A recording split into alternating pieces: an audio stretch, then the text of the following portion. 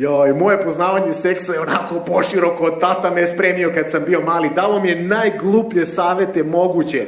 Ja sam radio sa 40 koleginica.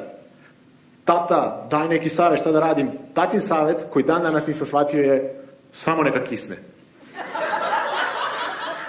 Rekao, šta, ko da kisne, mislim, tata, znaš, o čemu pričaš? Ja sam počeo tamo da radim sa 18 godina na aerodromu Čada, o čemu?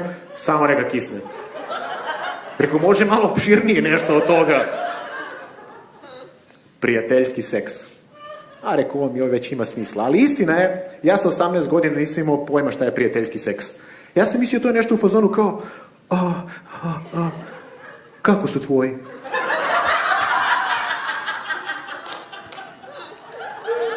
Kako ti je majka?